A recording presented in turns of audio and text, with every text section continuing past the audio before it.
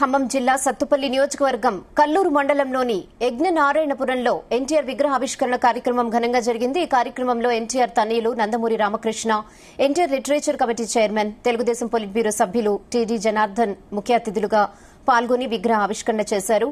యజ్ఞనారాయణపురంలో ఎన్టీఆర్ విగ్రహావిష్కరణ కార్యక్రమం జరుపుకోవడం సంతోషంగా ఉందన్నారు ఎన్టీఆర్ తనయుడు రామకృష్ణ. సినీ రంగంలో చరిత్ర సృష్టించిన ఎన్టీఆర్ తెలుగు రాజకీయాలను కొత్త మలుపు తిప్పారని గుర్తు చేశారు. ప్రాంతాలకు అతీతంగా తెలుగు జాతి మొత్తం ఒక్కటేనని చాటిన మహానుభావుడు ఎన్టీఆర్ అన్నారు. ఆయన ఆశయాలు స్ఫూర్తితో మనమంతా ముందుకు వెళ్లాలన్నారు. ఈ కార్యక్రమంలో టీడీపీ నాయకులు పెద్ద సంఖ్యలో పాల్గొన్నారు.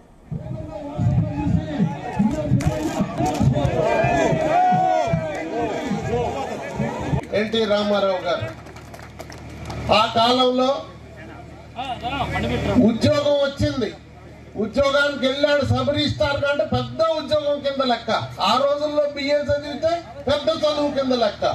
సైకిల్ ఉంటే ఈ రోజు వాల్వో కారు ఉన్నంత గొప్ప సైకిల్ ఉంటే అంత గొప్పగా ఉన్నటువంటి మనిషి. ఉద్యోగం వస్తే అక్కడ జరిగే అవినీతి కార్యక్రమాలు చూసి ఆయనకి నచ్చలేదు. ప్రజలకు సేవ చేయడానికి ఉద్యోగం ఇస్తే ఈ విధంగా కోర్టు జేబులో డబ్బులు పెట్టడం ఏంటారా నాయన, ఇది వద్దు, ఇచ్చి పాడు ఉద్యోగం నాకని రాజీనామా చేసిండు. అది అన్నగారు నిజాయితీ. అప్పటి నుంచి చివరి వరకు కూడా అదే నిజాయితీగా పనిచేశాడు. వాటిని కూడా ప్రారంభించాలా అని ఇది ఇక్కడ సూచిస్తుంది నాడి. తప్పకుండా ఎక్కడ అన్నగారి విగ్రహాలున్నా వాటిని 12 ఉన్నాయంట రామనాథం గారు చెప్తున్నాడు.